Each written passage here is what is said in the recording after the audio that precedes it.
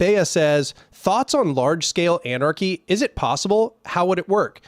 Yeah, no, I think it absolutely is possible. I think the model I set out in After the Revolution is probably a good way to think about the basis of what would take place in a large-scale sort of anarchic polity, and gives you an idea of how it might scale up. However, I should note that After the Revolution is probably not what I would call anarchy, in the sense that I don't think that in that description, we've eliminated all hierarchical power structures. Instead, in After the Revolution, I would describe that as an anarchic society. So we essentially have a society that has built a system which is constantly countervailing hierarchical power structures, but I don't think they have been absolutely diminished in that description.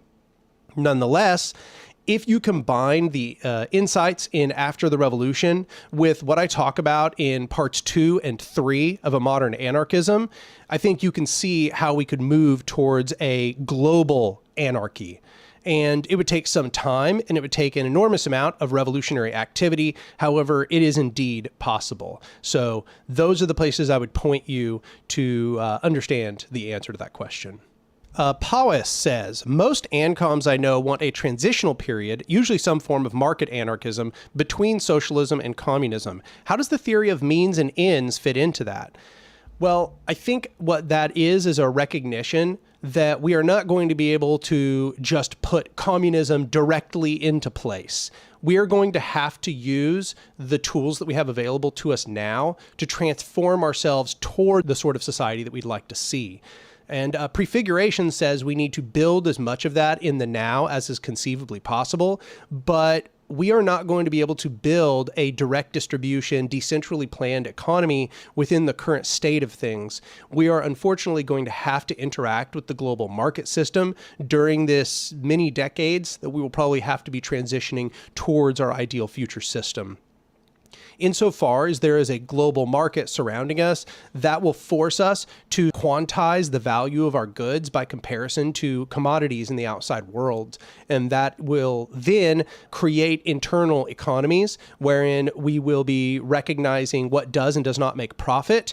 And that recognition is very likely to drive the trade of things internally, knowing that they may eventually be traded externally.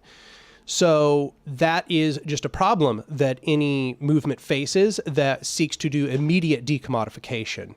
And therefore, most anarchists, looking at the examples that we've seen in history of large-scale anarchist projects, recognize that there's probably going to have to be kind of a mixed economy in that sense. You're going to have decentral planning and direct distribution alongside some form of a cooperative market system.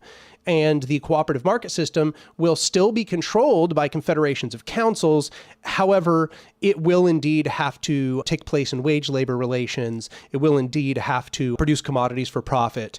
However, the workplaces, the means of production, will be owned by the workers, and they will be socialized insofar as that society abroad, through confederations of councils, will still own the means of production. So this allows us to undergo the transition if need be, because the cooperatives will still function under the power of the councils, meaning that the councils at some later date could then subsume these market components back into the council structures where the people have direct control. So that's kind of the idea of how this transition might take place. And we actually see a very good model of this in the CNTFAI-controlled territories in Spain during the Spanish Civil War.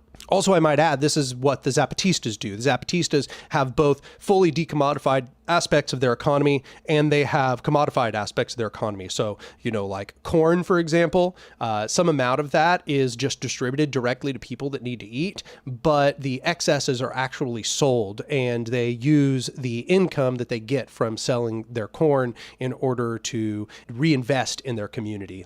So